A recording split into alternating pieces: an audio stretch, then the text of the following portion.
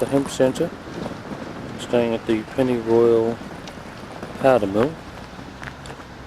All turned into apartments and motel and conflict, conference centre. There's Adrian with all these samples, and just waiting on a taxi. We're on our way now. Nothing ever very far in a car, but it's a bit further on a push bike or something, isn't it? The tram hasn't come out yet this morning. Did they ever run that tram? No, I think they've given it away. They had an accident with it. Oh. Someone got injured on it. I can't recall the details. I think it was just a question of it, it stopped suddenly or something, and they fell over and hurt themselves. Oh, nothing serious, but happens in Melbourne all the time. Yeah. So I think originally, going back many years, the idea was to actually have it crossing here somewhere and running around the park. Yeah. And over to actually where you're going, into the Inveresque area. That it was always tried, to achieve that, but there was too many hiccups and that sort of stuff.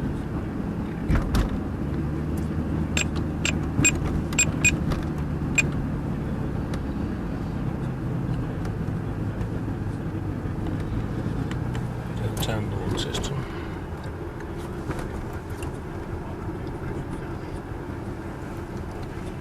It's sunny this morning.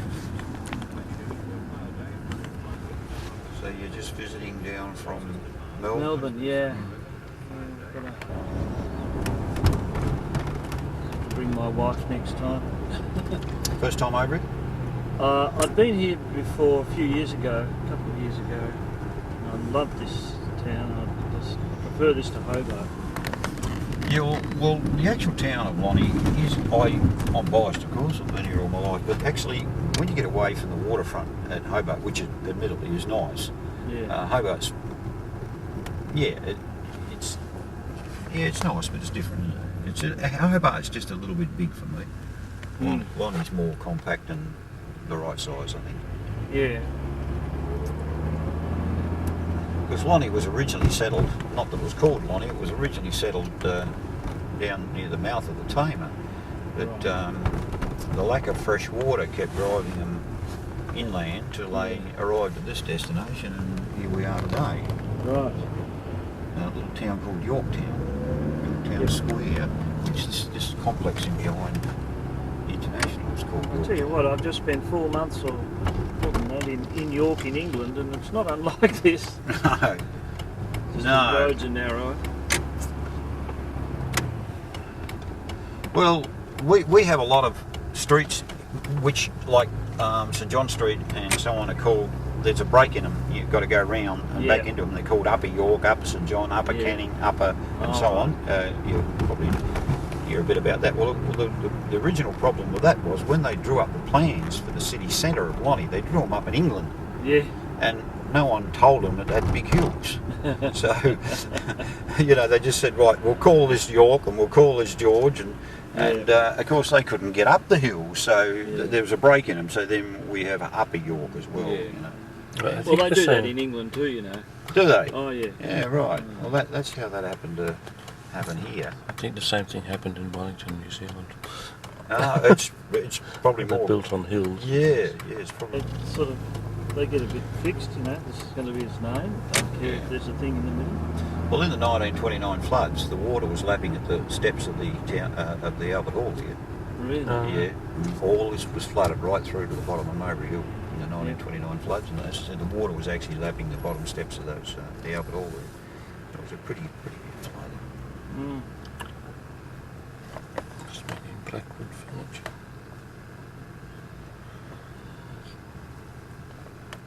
No, you sort of, obviously our architecture and original town planning was influenced a lot by, of course, England. Well, this is very early Victorian, most of it, that I'm seeing, whereas if you go to most of the English towns, particularly in the east, they're late Victorian. Oh, right. In fact, I'm seeing older houses here than I saw in good parts of England.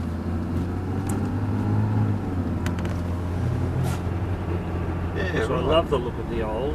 Be interested to see there's about half a it. dozen. Oh, there could be Yeah. that one there, and there's one just along here too. So I'll just go to this one and see if it's open. But I reckon it's that one back there actually. So I'll take you back to that one. This, they vary. No, that there. But almost.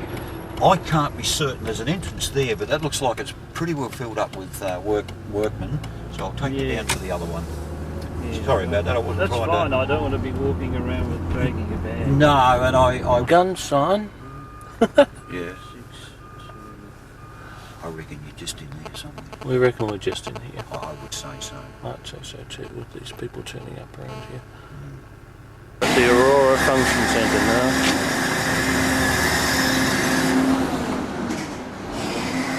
Oh yes, yeah. Well, this is the function centre. That was round there. That was just, And and we're that one wasn't talking round about there.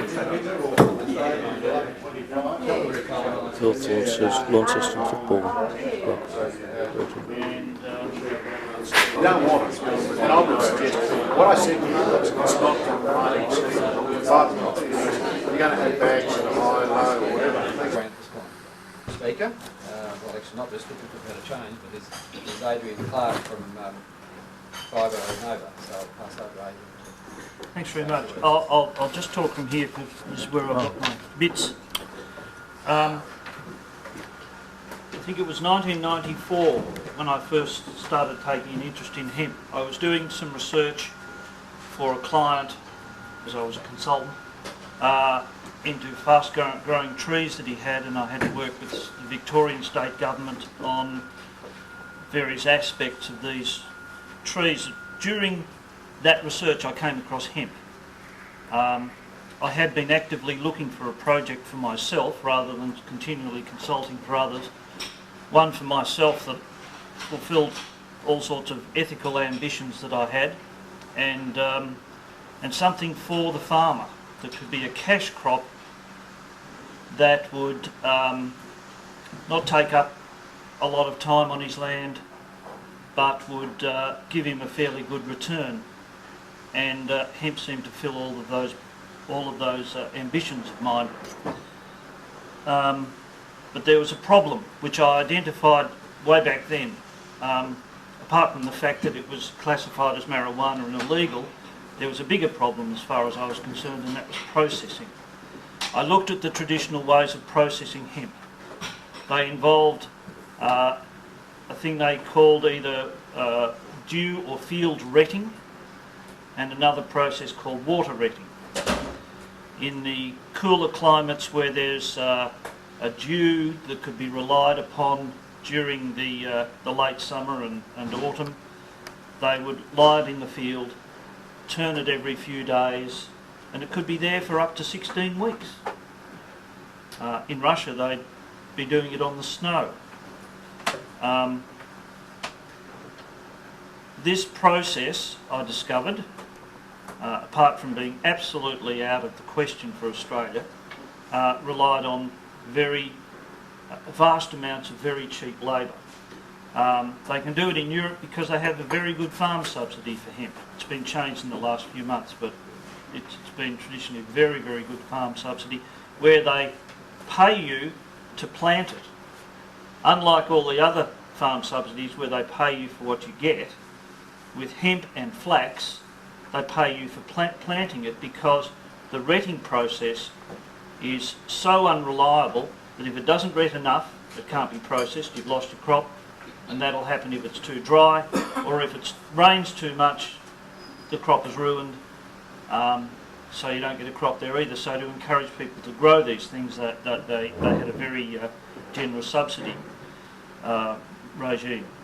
Now, all of this was, of course, useless for Australia, so I said to my father-in-law, who was a manufacturing and design engineer, he was 84, I said, how would you take this off this? And he went into his shed and he came back about 3 hours later with a few bits and bobs and wheels, and because we didn't have any hemp to decorticate, so we decorticated the rose bush and everything else that was in his garden, and found that we had a method of taking the skin from the herd. And So I went to the state government, who wanted to have me arrested because they thought I was trying to get marijuana in. I went to the federal government, which was Paul Keating at the time, and he wanted to have me arrested. The same thing. Nobody wanted to talk to me, and then out came the film, The $1 Billion Crop. And suddenly everybody wanted to talk to me. Everybody was an expert. A week before John Howard was elected, I managed to have a meeting with him, and he had been given a briefing on hemp by Blaney, and he knew that hemp was the crop that the first fleet was sent out here to grow. It was to grow it for the British Navy because they couldn't get it from Russia anymore, they couldn't get it from America anymore, Canada couldn't produce enough, and so on. So they set up Sydney to grow hemp, and he knew that, but he said it's a pity, it's a drug. And I said no, it's not actually, and I explained to him the difference. And he was very interested, and he said, look, it's a state issue, this is how you lobby Jeff Kennett. So my brother Tony and I lobbied the Victorian state government, and we were given 3 years of trials to prove that it didn't turn into marijuana and that we could do things with it. And at the end of those 3 years, it was made legal in Victoria. We had more problem with the National Party than we had with the Labor Party at that time, because the Labor Party, there was a very trenchant supporter in Mary Gillette, the local member for Geelong and Werribee, and she wanted us to grow it on the Werribee Sewerage Farm. 50,000 laser level hectares is very, very attractive to hemp growth. So we got through all of that.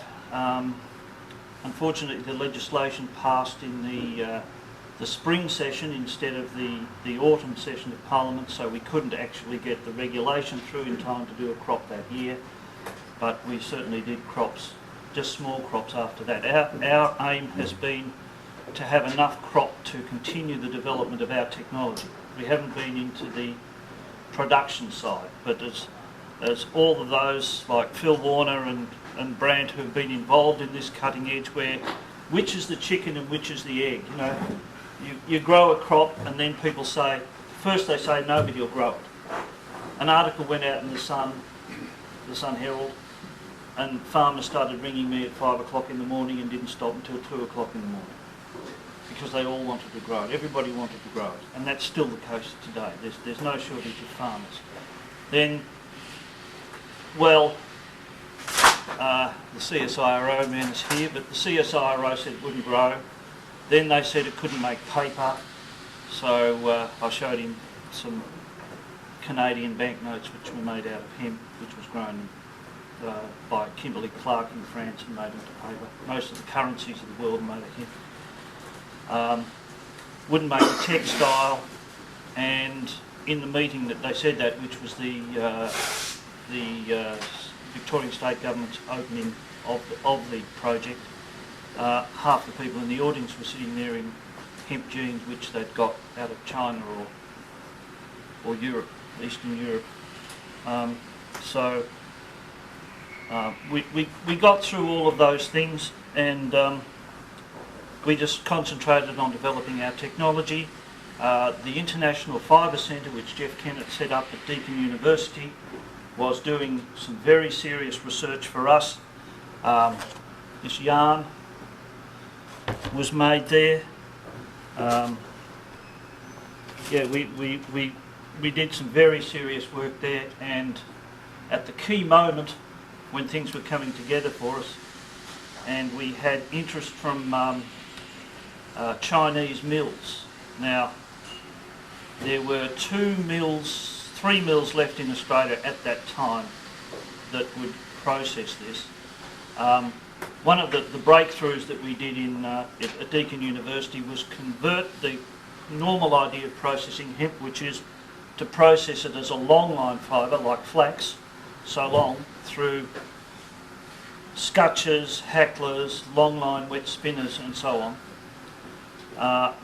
we found a way of breaking it down to a cotton staple so that it looks rather more like cotton wool.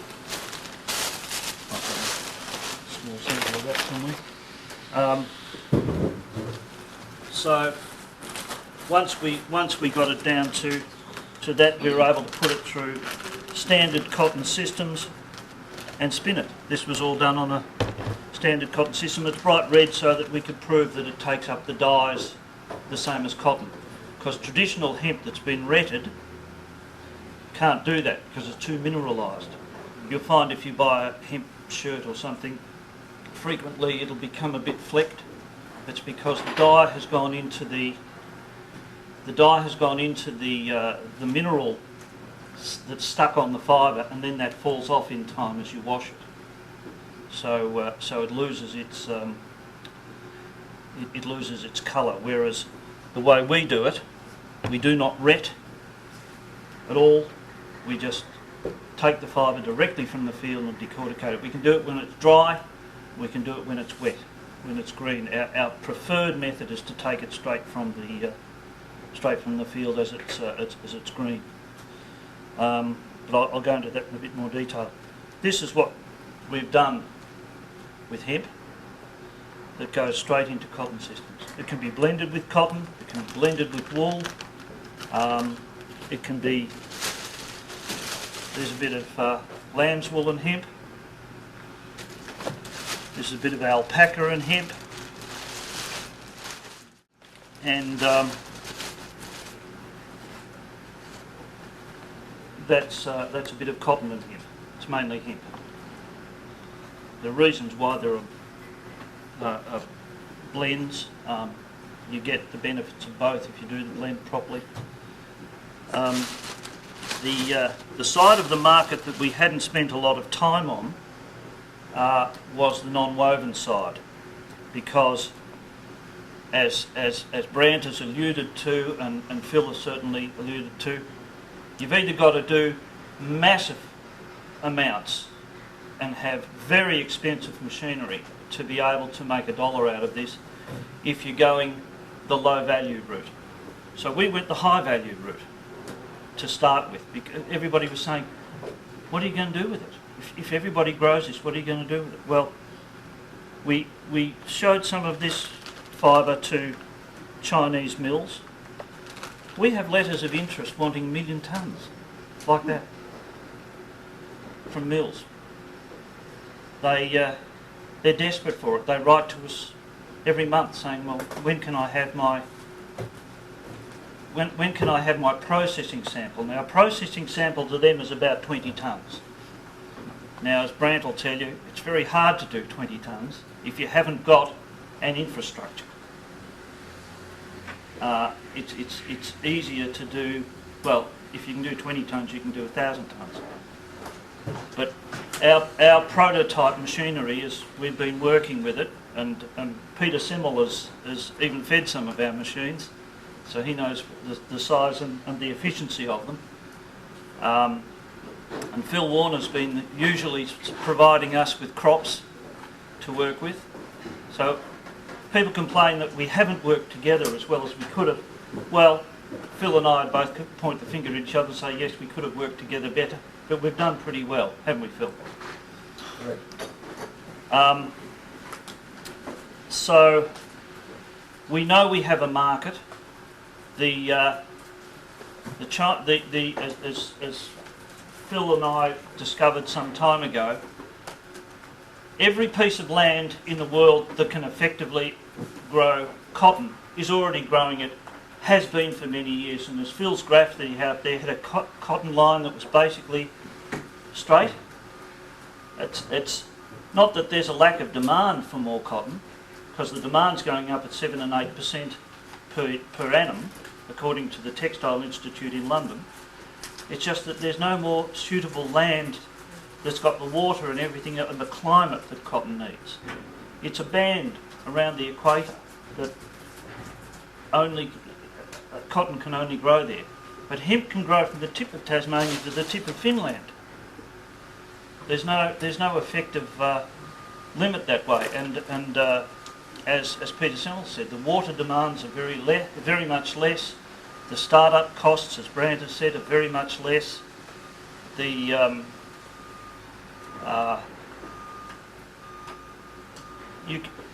growing of hemp is a relatively easy thing to do, but it always falls down on that processing. So again, we came back, we keep getting refocused on this processing. So we thought, let's process it in the field, on the farm, so that it is a value-added product. Let's not bale it up, put it in a train or whatever, or a truck, send it to a huge centralised mill, just for decortication. Let's do it inside the harvester. So that's where we've focused our work. And in 2004 in Britain, in Yorkshire, we ran our first harvesting decorticator. It was a prototype machine. We had every roller, every wheel in it was separately controlled so that we could optimise the relationships between all the different components. And it took a bit of tuning, but we got it right. And then straight after that, we built another machine called the D8, which had everything we'd learned from the HD1. D8 is a very compact, efficient machine, which we, because it was after the summer in Britain, we actually processed seed straw. Finola seed straw, Fedora feed straw, seed straw that normally is burned. It's like the linseed. You take your seed off and you burn your stems. Well, we can process them too. We can get a very good fibre out of them too. We can do kanaf. We can do rami. We can do all of those bast crops. And what we got out of that seed straw, which is normally burned, we took to a needle punching mill. And they immediately on the spot offered us over £600 a tonne for it. Yeah. With the farm subsidy in England, that's a very good return. They said that's until we've developed more products. So the herd is also a very marketable item because the herd from our process is not retted. You can't make paper out of retted herd, but you can make paper out of unretted herd. So we started to look at the non-textile things. We found in England, which was textile half of the world, that there wasn't a full set of the equipment we needed. We need to decorticate in the field. We need to take it to a dye works that has particular facilities in place, run the fibre through a process that we have developed, and then put it through an opener. And we've found Troisler openers are the best. Now that's something that you can basically have on a farm. You can do all of that on a farm if the regulations, now in England they have funny regulations for farms, and some farms could do it and some couldn't. We worked on one farm where we could take the seed straw right through to a needle punched product and air lay it, but they weren't actually allowed to have a needle punching machine there because that had to be down on the industrial estate, but the other things could be on there. Now I don't know what the regulations are, but Brant's given me a bit of the willies there because we might find that the English style of regulation might be here, but if it's not, there's nothing to stop a farmer producing a needle punch product out of the back of his barn. And the needle punch product that we first produced was tested by a company called Ice Pallet. They took some samples of this and put it with a resin that they had developed and put it through a brake test. It was a piece of this on the top and the bottom over a resin, and it broke at 17.5 bar. Now fiberglass normally breaks under 10 bar in this particular configuration, and they needed twice as much fiberglass as they had of ours to get there. So they were delighted. The other thing about their sample was that it didn't break catastrophically. It didn't just snap, it actually slowly gave away, which meant that whatever it's in, that you actually have warning that it might break, whereas that doesn't happen with fiberglass. So we suddenly started taking a bit more interest in the non-woven side, because our fibre, not being retted, when you ret, you lose half the fibre to start with. The rest of the fibre is damaged by enzyme action, so it's not very strong. Most of the fibre that's used in the world that's hemp is used as non-strength, non-structural plastics filler, and it doesn't have a high value. But when you start challenging the value of fiberglass at the rate of 2 to 5 to 1, you start getting a product that's actually got some pretty real value, again, in a small scale. You don't have to do tens of thousands and put it through a $12 million mill. You can do these things on the farm. Now,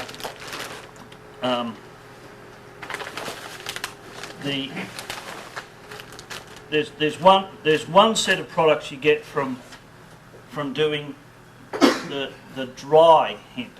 That's your seed straw. Now we can take that product and we can put that through our processes and turn it into textile if we want to, but it's a more expensive project to do it once it's dry, because when it dries, it doesn't just dry, it cures. It's like araldite, it changes its composition, and adding water doesn't take it back. So if you do things to it when it's green, removing the gums at that point, it's a lot cheaper, and there's very little lignin in an immature crop. A crop that you get between male flowering and seed set does not have a lot of lignin. The lignin is laid down to hold the seeds up. So if you get it at that early stage, your processing costs are very much less, the time it takes is very much less, and there are mechanical things you can do that save you time. So you can get to a textile with that, but you can also get to a very strong non-woven if you do it green. Now this is a style of fibre that we did for non-woven, but from green. Now we could take this through to a textile, but at this stage, done green and then snap dried and a few other things that we do to it, which I won't go into. It's come out. The aerospace industry in Britain said this can not only replace a lot of fiberglass, this can start to replace a lot of the uses of carbon fibre. They said you can make car bodies from this. And I said, well, Henry Ford did that once. And they said, well, it must have been something like this he used. So again, we have another market. We've upset the cotton people, we've upset the fiberglass people. I'm not looking forward to upsetting the carbon fibre people, but or the steel people. But as Phil showed you on his slide, Mercedes-Benz use a lot of hemp already, so does BMW, in those non-strength areas. But wherever fiberglass can be used, we've got a fibre that can be used there. And it's lighter and stronger. And it's cheaper, and there are no environmental downsides to it. So, again, those are markets that can be developed. We already have a client, Ice Pallet, who've now set up in China, wanting 10,000 tonnes a month. We have the textile industry wanting 1 million tonnes a year and predicting more. Our challenge at the moment is to be able to produce them a processing amount of, say, 20 tonnes. And I know the infrastructure that's required for that. So again, that's money. We do cut the cost of production of hemp enormously by having a machine that we can retrofit into a harvester or a a forage harvester for the estimates at the moment from the engineers around $50,000. We're not talking about $1 million machine or a $10 million machine. We're talking about something that costs about $50,000 to do a hectare an hour and decorticate it in the field green, or run it later. So you use it green through your fibre crops in the early part of the season, and when you've got your seed crops and you'd normally burn your stubble, you run it through there and do all the stubble and get a second grade fibre for the other markets. So the technology is now there, it just needs to be put into a commercial application. So we believe we've solved those final problems. It's just now a matter of getting the support. Now, as Phil said and Brant said, it comes down to money. Brant's talked about the sort of money they've spent. We've spent about twice that amount just to do the technology to this point. Lord knows what Phil spent on getting his seed right. But many years ago, Phil and I agreed that we would concentrate on the technology and he would concentrate on the seed. And we've been looking forward to him. Thank you very much for repeating that's not the truth. That's what you think.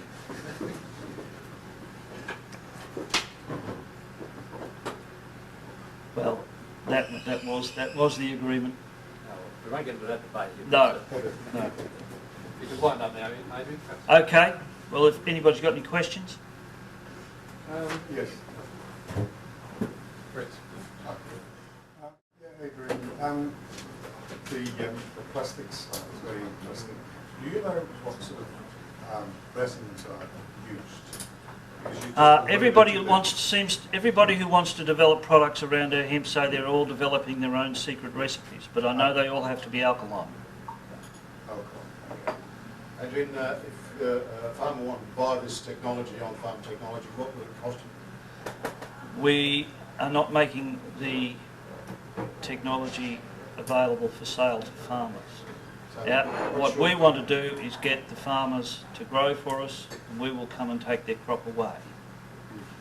But we are looking at various license deals at the moment. There are people in Canada and Europe who are talking licensing the technology from us. But So can I ask the question following? How does a farmer add value on farm if you can't possess the equipment? It depends on whether it's a cooperative. We would be interested in licensing a cooperative, and then the farmer can do it. I use that as an example to say that the units that value add can be very small. They don't have to be massively expensive. Adrian, if I can just, sorry about giving you the willies about legislation. The thrust of that, of course, is the fact if it's not commercial-friendly legislation, there's impediments. Yeah. What you probably won't have to worry about is that in Tasmania, the actual fibre, the stalk, is not a controlled substance under the Poisons Act. The seed is, and anything to do with the planting of the seed is, but the actual stalk itself, the fibre, is not under the Poisons Act, it's not a controlled substance, which actually raises the question, why is a fibre crop under the Poisons Act? Because it's not a controlled substance. Well, so, that's right. In Victoria, it was under the Health Department. Yeah. It's under the Health Department here. And it was moved to the Agriculture Department. With paper, you were mentioning about paper, certain types can be made, like retted or non-retted. With the COP, we've been making paper in Tasmania using a place in Hobart. It's actually not a coated paper or not sort of photocopy paper, obviously. It's probably what the quality you're talking about, I guess. I don't know. This is more card paper, gift card paper. Yeah. We've done looks at our economies of scale, we've done our pricing. We've had product out there in the market now for about 3 years as pre-commercial trials.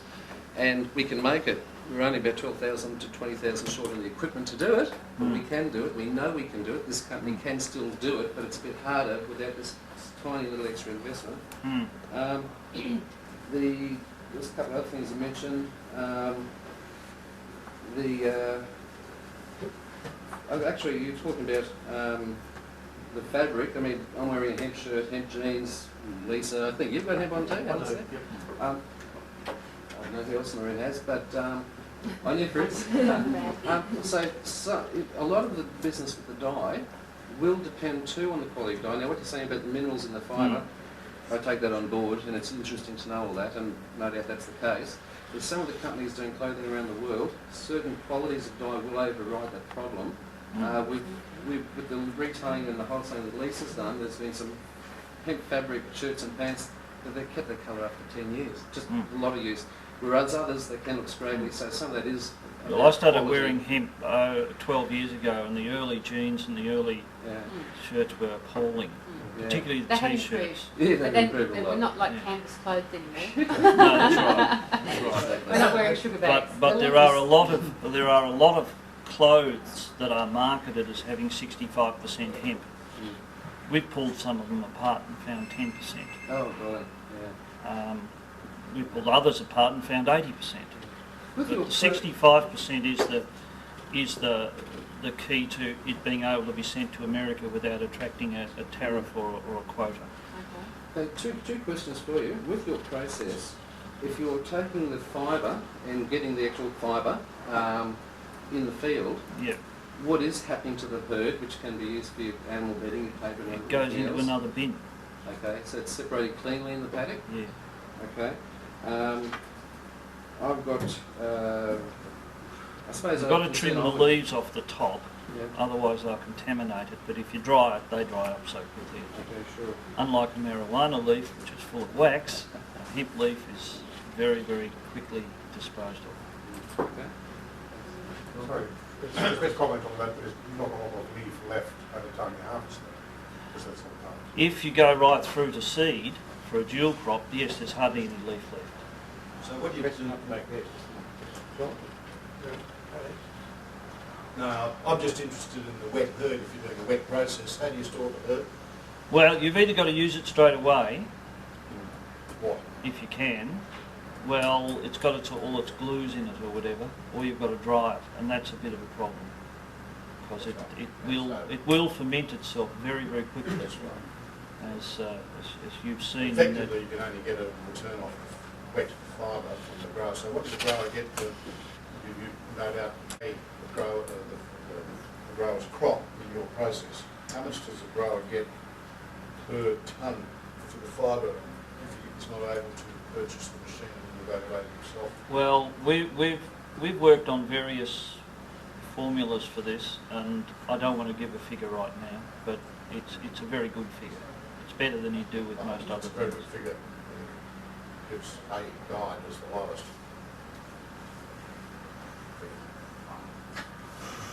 And then how many tonnes per hectare do you expect to get? Usually there's 3 tonnes of fibre per hectare. That's the figure we discovered when we were doing compulti some years ago. And sometimes it's 5 tonnes and sometimes it's 2 tonnes. And when it's out of a seed crop, it could be half a tonne to a tonne and a How half. much do you pay? How much are you prepared to pay for that? Well, that again, we're still looking at that. We came to some figures. We did pay some farmers $1,000 a tonne, but that was for recovered fibre. $1,000 a tonne for what you take away. No, it's $1,000 a tonne was what we paid it in those days because it was experimental crops. It wasn't broadacre yet. That What was is your for. sale price of this sort of material? You were saying £600 a tonne. Well, which is that was equivalent to for about that was for $3,000. the matting. Yeah, $3,000 $3,000 a tonne. So could the farmer expect a reasonable return given that they've grown the crop around? it would depend on the deal that's done. Oh yeah, I think yeah. maybe we're getting And bit of again, detail. we are very Nice to know, but we are very keen to license the machinery. Sean, you had a question? Yeah, is it possible to harvest and decorticate a dual purpose seed and fibre in one harvest? I believe so, because there are already machines out there, and Phil's seen them and I've seen them, that take the seed off and then either bind the stems or roll bale the stems. Presumably there's a fibre quality penalty associated with that. There is a fibre quality penalty if you grow through to mature seed. And my other quick question, how transferable is, say, flax harvesting and decorticating technology or other off-the-shelf fast fibre processing technology? Well, again, that all relies on retting. The flax machinery is very, very complicated, and it's for a plant that's about this tall. And they don't cut it, they pull it out of the ground because they want the root as well. I've been to flax farms in Ireland, in Northern Ireland, and I've seen how they do it right from the ground, right through the water retting in one field and field retting in another one, and their scutching machinery and the hackling machinery. I've been to the Mackie factory, and I've done all of that. And That's time for one more question.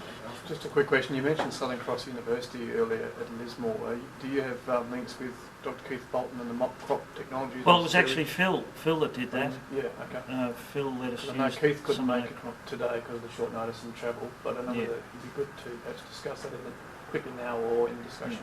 The thing, the value of your question is that he was using it as a mop crop in a sewage farm. Now, we've used it in England as a mop crop in a sewage farm. We've used it in other places as a mop crop for slaughtering house offal. And it takes up nitrogen at a rate something like 20 times that of ryegrass. So, okay, well, I think we've obviously got a fair insight, I think, of a lot of the complexities of all the area you're working in, Adrian. Thanks very much for that. I think it's added a lot, I think, to our understanding or maybe our confusion about this whole area. well, it's been very difficult in order to get investment to do our technology development unless we'd also taken it through to products to show people that if they did invest, there was a market.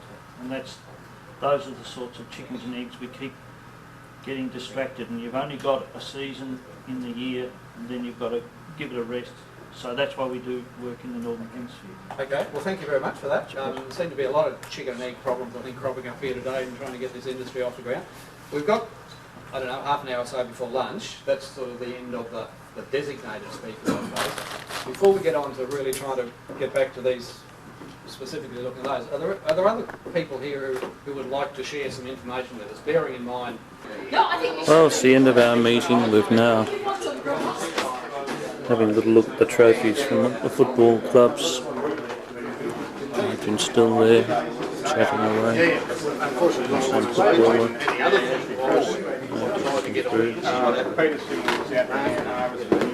And now here's a photo of a mechanical harvest that would have been 3 years down the track if we had done that. Yeah, well, that'd be a good job. Our meeting's finished now. We're on our way. Let's go. On our way. Thank you. Thanks for coming. See you later. See you later, guys. Bye-bye. My car is just down the end here. I wrote it as a film because some years ago I was writing scripts, a couple of neighbours of mine, things like that.